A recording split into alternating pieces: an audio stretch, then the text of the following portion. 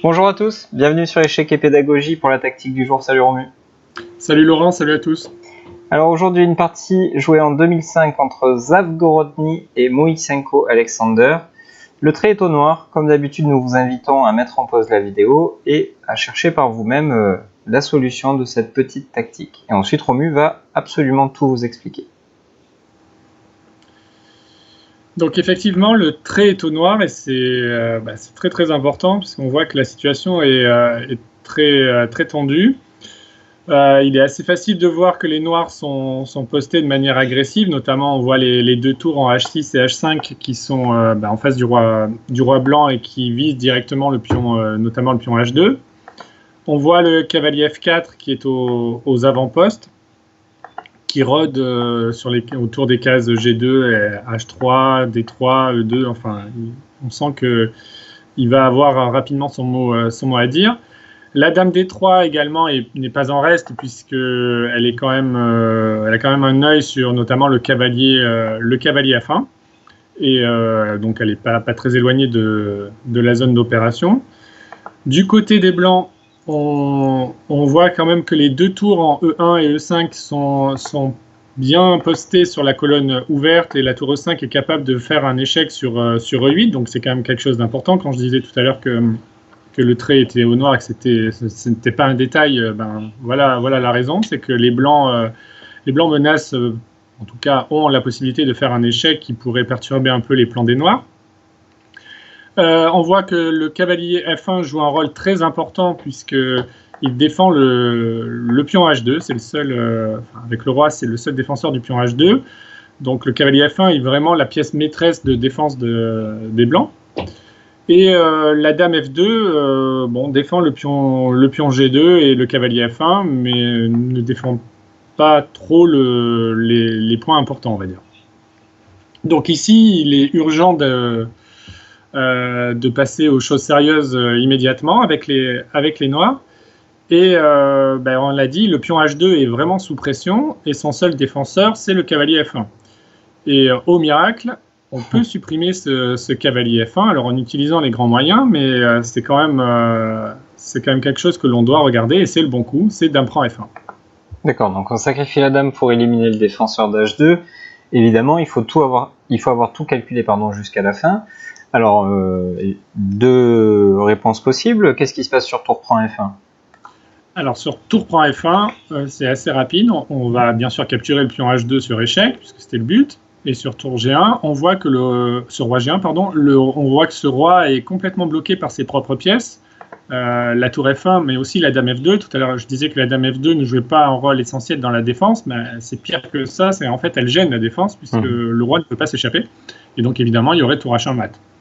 Ok. Donc le seul coup, justement, c'est de prendre de la dame, notamment pour que le roi puisse s'échapper. Et on se dit, on a peut-être donné la dame un petit peu trop vite, parce qu'il n'y aura pas de mat. Oui, il n'y a pas de mat immédiat, mais bon, bien sûr, on ne va pas se gêner, on va capturer le pion H2, encore une fois, roi G1, on continue les échecs, parce que de toute façon, il faut y aller, là, il ne faut pas attendre. Roi F2 seul coup. Et on voit que justement, cette case F2 est intéressante pour les noirs, parce que le roi vient sur une case de fourchette. On parlait du cavalier F4 qui rôdait tout à l'heure.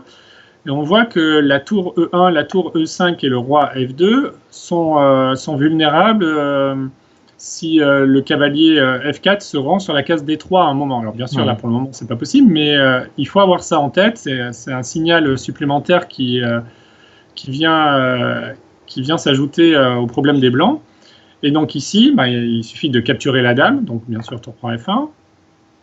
Okay, donc là, il y a le choix sur la reprise, mais en fait, ça ne change pas vraiment la face du monde. Si tour prend F1, justement, la case D3 dont on vient de parler devient disponible, et les noirs vont ramasser une tour sèche, et donc ils vont se retrouver avec un cavalier et un pion de plus, et avec une puissance donc complètement gagnante. D'accord. Et si on avait pris avec le roi pour éviter ça, pour éviter cette fourchette, parce que pour l'instant, un cavalier D3 ne fonctionne pas, il y aurait tour E8 échec. Ouais, donc oui, l'important c'est de faire cavalier D3 échec en fait. Fourchette, mais surtout c'est échec, c'est ça l'important. Donc il faut attirer le roi sur la case F2 par tour H1. Pardon. Et donc sur roi F2, on fait justement cette fameuse fourchette en D3. Okay. Alors là, le roi peut peut bouger soit sur la case G3, soit sur la case E2, mais encore une fois, ça va pas changer le résultat. Sur roi E2, on prend tout bêtement la tour en E1, et après roi prend D3, malheureusement pour les blancs, la tour E5 traîne, donc les noirs se retrouvent avec une tour de plus. Et sur roi G3, c'est pareil, ouais. Sur roi G3, on va aussi ramasser la tour et se retrouver avec un cavalier net de plus et une partie complètement gagnée. Ok, merci Romu, c'était très clair. On a vu notamment cet enchaînement très précis d'échecs, et une nouvelle fois, parce que ça nous est déjà arrivé de croiser ce type de tactique, on se rend compte que lorsqu'on est en train d'attaquer vers le roi de l'adversaire, il ne faut pas se mettre en tête qu'on doit absolument trouver un mat. Voilà, il faut avoir l'esprit ouvert, et parfois la partie va se terminer entre guillemets tout simplement par le gain d'une pièce ou quelque chose comme ça, mais voilà, le fait de penser qu'on doit absolument faire mat parfois va nous faire rater quelques idées. Donc c'est encore une fois illustré par cette tactique. Donc on vous remercie de liker cette vidéo si c'est le cas, si elle vous a plu. N'hésitez pas comme d'habitude dans les commentaires à nous donner vos impressions et nous dire si vous aviez trouvé ou si vous aviez pensé à d'autres idées. Parfois il existe d'autres solutions. Bon, pour cette position-là, on pense qu'il n'y a qu'une idée, mais bon, peut-être que vous allez nous en suggérer d'autres. Et on vous l'a déjà dit, n'hésitez pas, si vous avez vous-même dans votre propre pratique rencontré de belles tactiques, à nous les envoyer pour qu'on puisse les partager avec le plus grand nombre. On vous dit à demain pour la prochaine tactique. Au revoir, à demain.